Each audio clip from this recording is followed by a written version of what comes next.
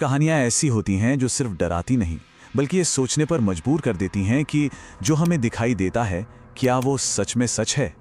आज की कहानी कुछ ऐसी ही है जहां डर कहीं और नहीं बल्कि हमारी अपनी ही परछाई में छिपा है। तो बात है एक बिल्कुल आम सी रात की। घड़ी में बस आधी रात होने ही वाली थी और माहौल में एक अजीब सी खामोशी थी। और इस कहानी की मेन कैरेक्टर है अंजलि। वो अपने कमरे में अकेली है। कमरे में रोशनी भी कैसी, बस एक डिम सी टेबल लाइट और सारा फोकस सामने रखे उस बड़े से आईने पर। अंजलि बस आराम से अपने बाल बना रही थी, आईने में खुद को देखते हुए। मतलब उस पल तक तो सब कुछ एकदम नॉर्मल था, जैसा हर रोज होता है। कोई डर, कोई अजीब सी फीलिंग, कुछ भी नहीं। लेकिन तभी कुछ ऐसा होता है जो सब कुछ बदल देता है। वो एक पल जहां नॉर्मल और एबनॉर्मल के बीच की लाइन मानो मिट सी जाती है। अचानक आईने में जो अंजलि की परछाई दिख रही थी उसने पलकें झपकाईं, जबकि असल में अंजलि की आंखें तो खुली की खुली थी। उसने पलकें झपकाई ही नहीं। अब जाहिर सी बात है उसका दिल तो जोर जोर से धड़कने लगा, पर दिमाग ने फौरन एक बहाना बना लिया कि शायद ये दिन भर की थकान का वहम है। होता ना ऐसा, किसी अजीब सी चीज को एक सिंपल सी वजह देकर बस टाल देते हैं। पर यह कोई वहम नहीं था, क्योंकि वह मुस्कुराते नहीं है।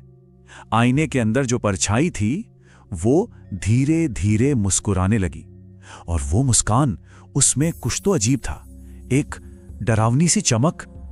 तो एक तरफ तो अंजलि का डर था जो एक आईने में कैद था, लेकिन कुछ डर ऐसे होते हैं जो आईनों तक ही नहीं रहते, वो पूरी की पूरी जगहों को अपनी चपेट में ले लेते हैं। और ऐसी ही एक जगह थी, एक हवेली का आखिरी कमरा। वहां के लोग कहते थे कि उस हवेली के आखिरी कमरे पर ना किसी का श्राप है। और देखो, कई लोगों ने अपनी हिम्मत दिखाने की कोशिश की, पर जो भी उस कमरे के अंदर गया वो बस एक कहानी बन गया, दोबारा कभी दिखाई नहीं। और अब कहानी में एंट्री होती है अजय की। अजय को ना ऐसी ही रहस्यमयी जगहें एक्सप्लोर करने का शौक था। उसे ये सब चीजें बहुत खींचती थीं। तो बस एक रात वो भी अपना कैमरा और टॉर्च लेकर पहुंच गया उसी बदनाम हवेली में। वो जैसे ही हवेली के अंदर घुसा, चारों तरफ टूटी लकड़ियां, पुरानी तस्वीरें, और उसी के बीच उसे लगा जैसे हवा में कोई फुसफुसा रहा है, उसका नाम ले रहा है। एक बहुत ही धीमी और ठंडी सी आवाज। खैर, अजय ने उन आवाजों को इग्नोर किया और आगे बढ़ता रहा, और आखिरकार वो उस कमरे तक पहुंच ही गया। दरवाजे पर जंग लगी हुई जंजीरें, और जैसे ही उसने दरवाजा खोला ना, अंदर से एक बर्फीली हवा का झोंका सीधा उसके चेहरे पर लगा। उस कमरे में एक और बात थी जो बहुत अजीब थी। दीवार पर एक पुरानी सी घड़ी टंगी थी। मतलब हर तरफ धूल और जाले थे, पर वो घड़ी वो चल रही थी। और टाइम जैसे जम गया था, ठीक 12:01 पर। तो अब हमारे पास दो सिचुएशंस हैं, दो अलग अलग कहानियां। एक तरफ है अंजलि जिसे आईने में उसकी ही परछाई घूर रही है, और दूसरी तरफ है अजय जो एक शापित कमरे में अकेला है। जब डर इतना करीब आ जाए तो फिर आगे क्या होता है? तो अब हम पहुंचते हैं कहानी के उस पॉइंट पर, वो मोड़ जहां से वापसी का कोई रास्ता नहीं बचता।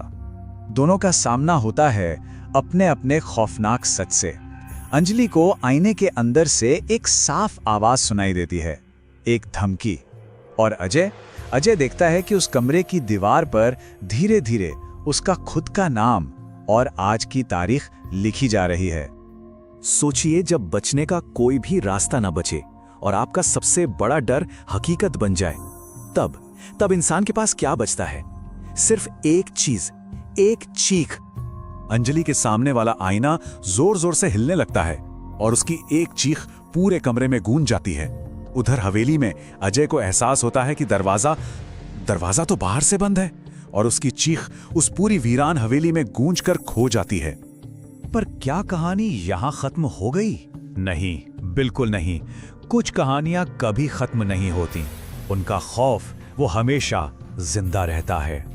गांव वालों ने अजय की चीख तो सुनी थी, पर उस हवेली का डर इतना ज्यादा था कि किसी की हिम्मत नहीं हुई मदद के लिए आगे आने की।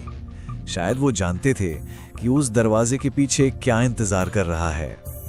और यही है इन कहानियों का अंत, जो असल में अंत नहीं, एक चेतावनी है, एक वार्निंग कि कुछ दरवाजे हमेशा बंद ही रहें तो अच्छा है, क्योंकि क्या पता कौन सी दीवार अगले नाम का इंतजार कर रही हो।